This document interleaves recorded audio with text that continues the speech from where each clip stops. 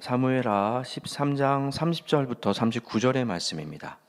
사무엘하 13장 30절부터 39절까지의 말씀입니다. 함께 교독하고 마지막 절 함께 읽도록 하겠습니다. 제가 먼저 읽겠습니다. 그들이 길에 있을 때 압살롬이 왕의 모든 아들을 죽이고 하나도 남기지 아니하였다는 소문이 다윗에게 이르매 왕이 곧 일어나서 자기 옷을 찢고 땅에 드러놓고 그의 신하들도 다 옷을 찢고 모조 손지라.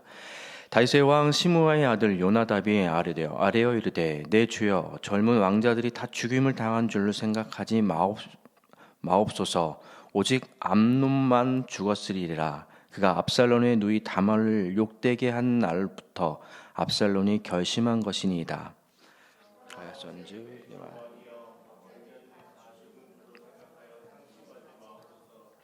오직 암논만이 죽었나이다. 이에 압살롬은 도망하니라. 파수하는 청년이 눈을 들어보니 보아라, 뒷산 언덕길로 여러 사람이 오는도다.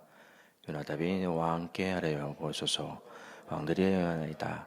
당신의 종이 말한 대로 되었나이다 하고 말을 마치자 왕자들이 이르러 소리를 높여 통곡하니 왕과 그의 모든 신하들도 심히 통곡하니라. 압살롬은 왕궁에서 그의 수랑 암논의 아들 달메에게로 갔고 다윗은 날마다 그의 아들로 말미암아 슬퍼하니라. 압살롬이 도망하여 그술로 가서 거기에 산지 3년이라. 다윗 왕이 마음에 압살롬을 향하여 간절하니 암논은 이미 죽었으므로 왕의 위로를 받았더라. 아멘. 오늘은 어리석은 선택으로 잃은 두 아들이라는 제목으로 함께 은혜 나눌 때 이 시간 성령님이 여러분을 만지게 될 줄 축복합니다. 아멘. 말씀을 통해서 기도를 통해서 오늘 간절히 주님을 뵙는 기도의 시간 되기를 축복합니다. 오늘 본문 앞에 보면요, 암논이 이복 동생 다말을 강간합니다. 다말의 오빠였던 압살롬은 이 사실을 알고 분노를 치밀어 2년 동안의 계획을 세우죠.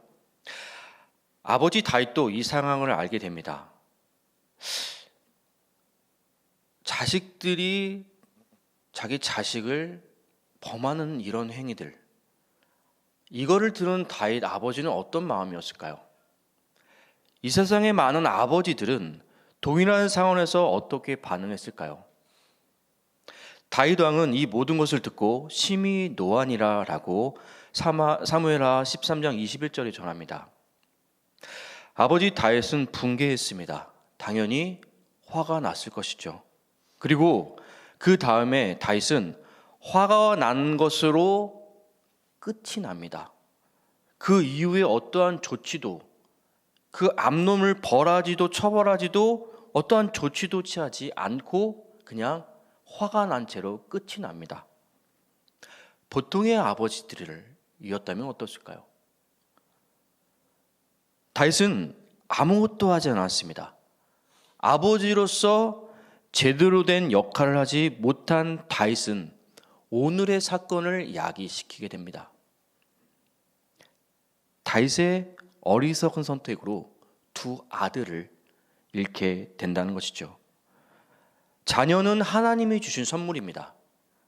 우리에게 맡겨주셨기에 부모로서 바르게 자녀를 이끌고 올바른 길을 가라고 인도해주고 옳고 그름을 잘 판단해주고 훈육을 해야 되는 것이 우리에게 맡겨준 자식이기에, 하나님이 우리에게 주신 선물이기에 우리는 그것을 해야 될 책임과 의무를 부모로서 가지고 있다는 겁니다.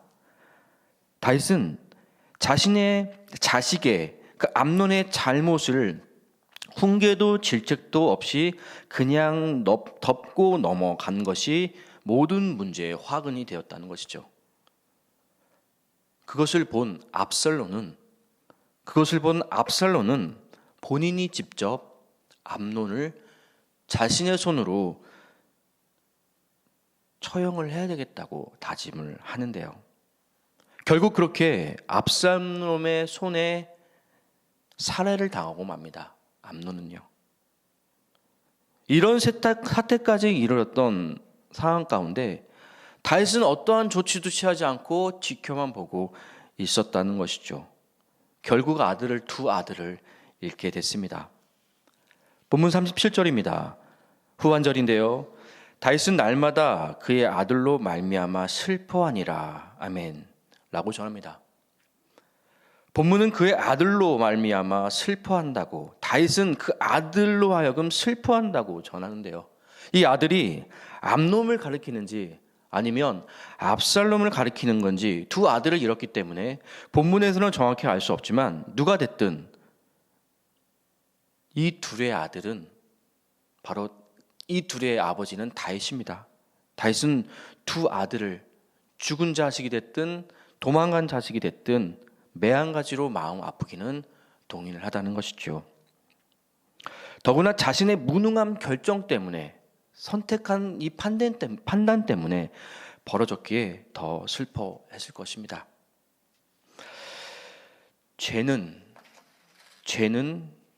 대물림 된다는 겁니다. 오늘 본문을 통해서도 알 수 있다는 거죠. 다윗은 첫째 아들인 암논이 다말을 강간한 사실을 듣고 어떤 생각이 떠올랐을까요? 자신의 지난 과거를 회상하지 않았을까요? 다윗은 누구를 강간했죠? 다윗은 누구를 범했습니까? 그렇습니다. 다윗은 밧세바를 범했습니다. 밧세바를 범한 자신이 큰아들 앞에서 떳떳할 수 있었을까요?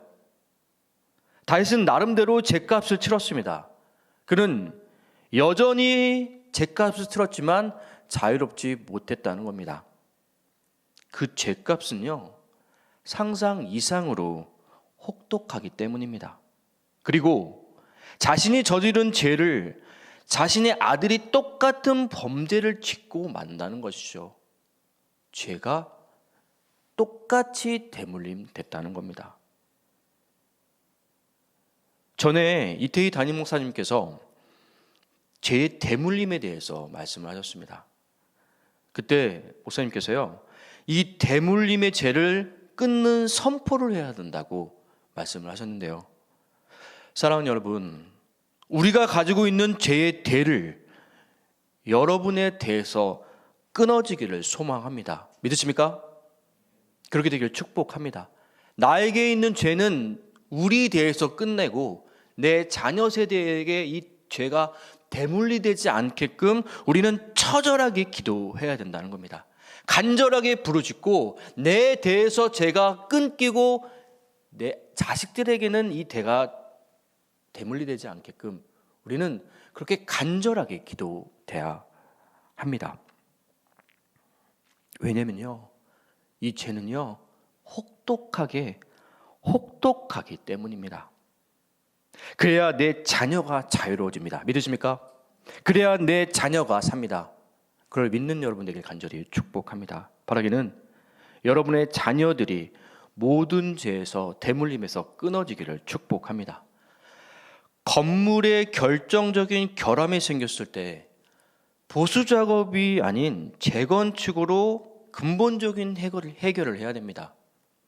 마찬가지로 우리의 죄, 그 대를 잇는 죄의 대속함을 위해서는 회복을 넘어 십자가에서 죽었다가 다시 보혈로 태어나야지만이 우리는 그 죄에서 해방될 수가 있다는 겁니다. 거듭나야만 해결된다는 것이죠. 그 죄의 문제를요. 죽었다가 살아나야 한다는 것이죠. 새로운 피조물로 죄에서 자유로워야 된다는 겁니다. 이것이 예수 그리스도께서 지신 십자가가 될 줄 믿습니다. 어떻게 보면요, 우리는요 하나님의 원수입니다.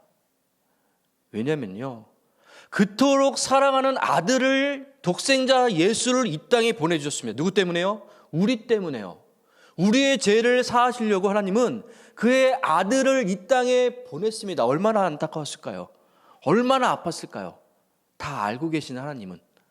그렇지만 예수 그리스도를 이 땅에 보내주심으로써 우리의 죄를 해결하기 위해서, 근데 우리는 죄로 하여금 예수 그리스도를 십자가에 못 박았습니다.